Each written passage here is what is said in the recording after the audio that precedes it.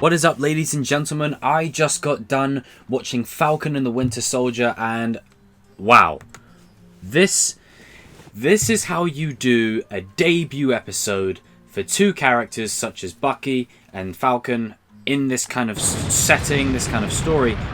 What an episode. This is the perfect intro episode for both of these two characters. Now, if this video is all over the place, I apologize. It's just because I have a lot of things I want to say. There were so many Easter eggs within this. There was so much like cool stuff.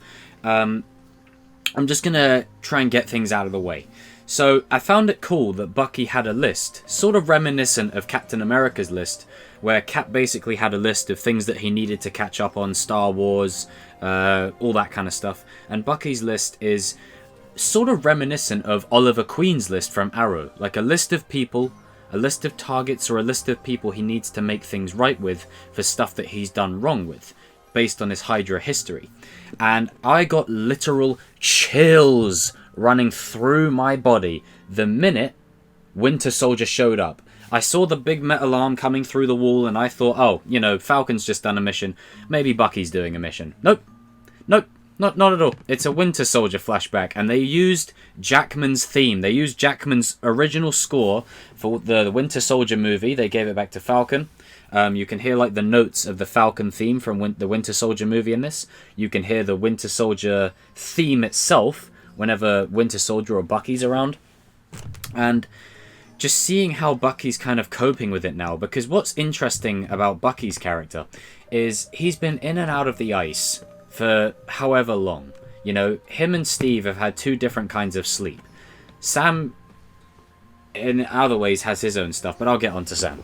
Steve's been asleep for 70 odd years, and then he comes back to find the world that's completely changed.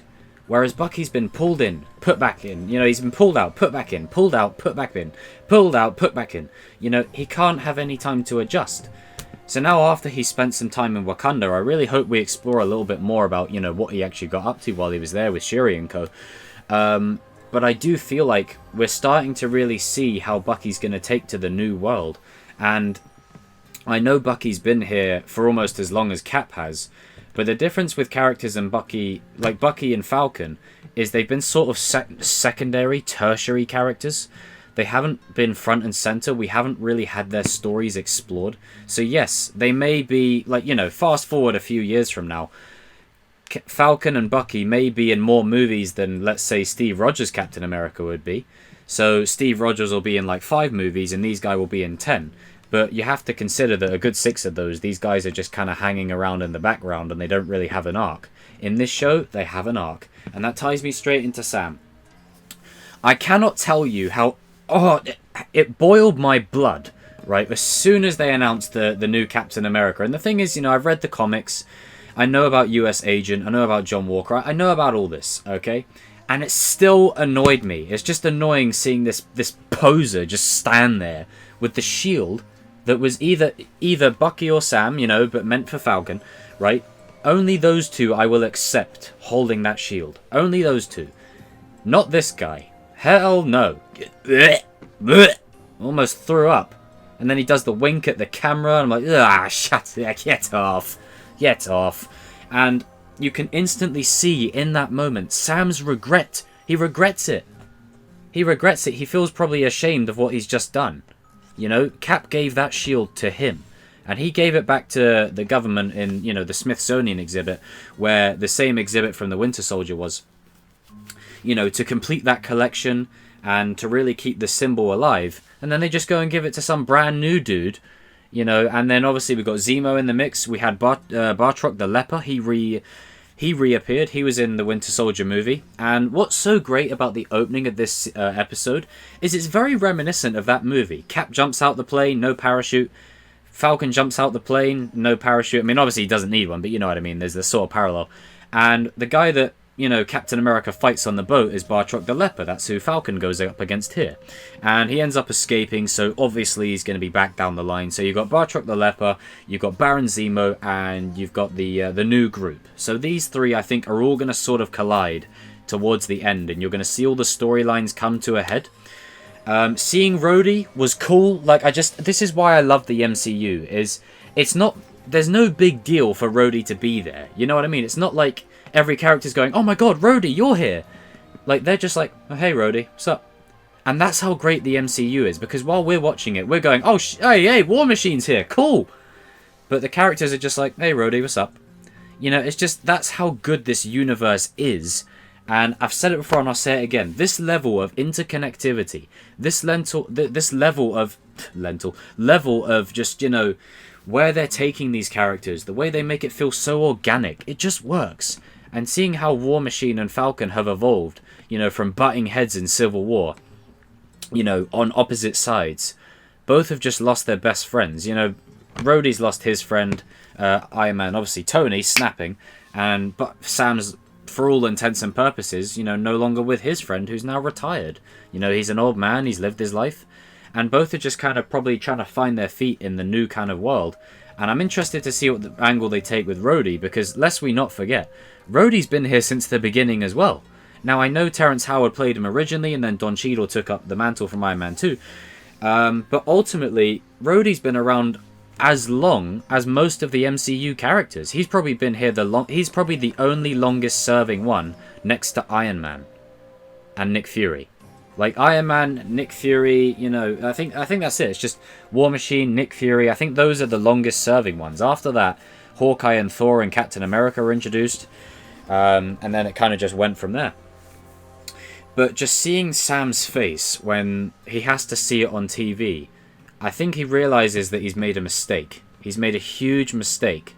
And the way the episode opened with that endgame monologue of Steve saying, you know, it belongs to you. It's your shield now. It's yours. I think that's going to carry so much of a burden on his shoulders. And I think this is going to be a big reason why Bucky and Sam get together. Not because, oh, hey, we need to team up. It's because they need each other. You know, they need a friend.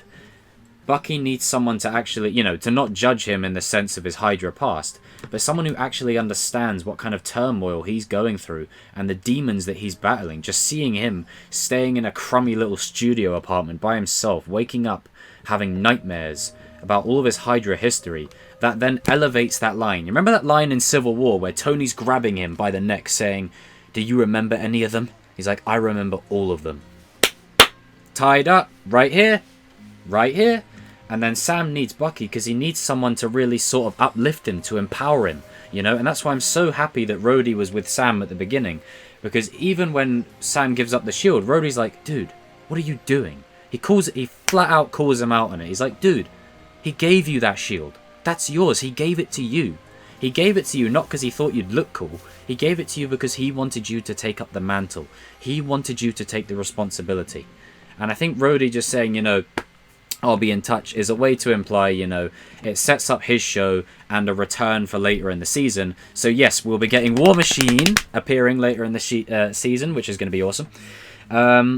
But I think Sam and Bucky's coming together is really going to be sort of them moving, how they move on together from Cap.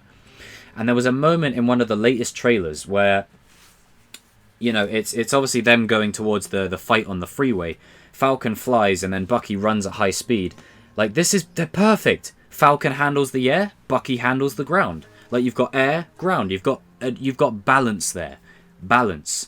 And just seeing Winter Soldier again was absolutely brilliant. And Jackman's theme from the Winter Soldier movie, just playing over it, was amazing. Absolutely amazing. I thought this episode right here cemented why this show was the one I was looking forward to the most. Because despite the universe being overpowered gods and wizards now and witches and titans, you know, and metal men, these two are just humans. They're literally just human. Now, I know Bucky is enhanced with super soldier serum and has a metal arm, and Falcon has, you know, carbon fiber, whatever wings, and a little red wing. Can't forget the little red wing. But ultimately, these two are just human. And what I love about this show, it uses the Spider-Man 2 effect. And what the Spider-Man 2 effect is, yes, they are heroes, but being a hero doesn't pay the bills. And seeing how Sam's family have gone through struggles, like with bank loans and stuff, Bucky's living in just like a crummy apartment by himself, just seeing all of that just makes these characters feel so much more grounded. I know we want these characters to be like insanely overpowered gods sometimes, but sometimes it is so refreshing and a breath of fresh air to have characters who are just realistic, you know, in this crazy, you know, out of this world universe. It's so nice to have two characters, I feel front running characters as leaders of the Avengers going forward, especially Sam, to just be more grounded, to show you the more human aspect of these two that we haven't really quite explored before. You know, we've explored a little bit of Bucky and Falcon, but mostly they play second fiddle to whoever's in the movie, i.e. Cap or Iron Man or what have you. In this show, they are front and center, and there is no doubt in my mind that Falcon, soon to be Captain America, Bucky, soon to be White Wolf maybe, and Rhodey, War Machine, these three for me have to be in the next team of the Avengers. These three have to be there.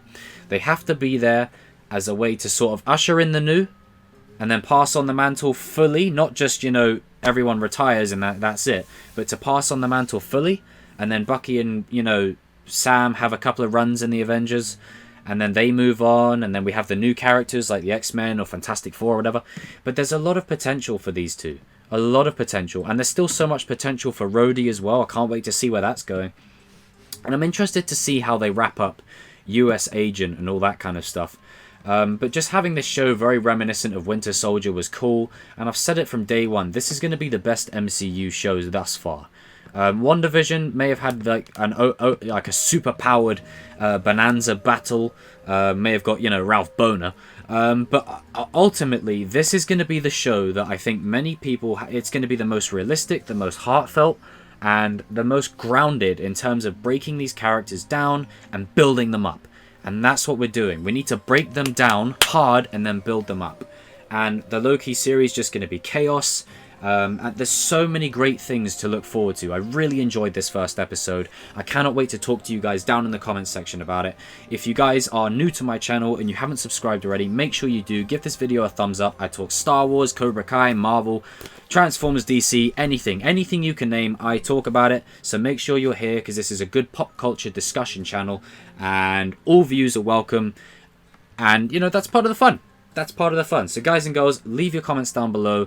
I'll be interested to hear what you will have to say.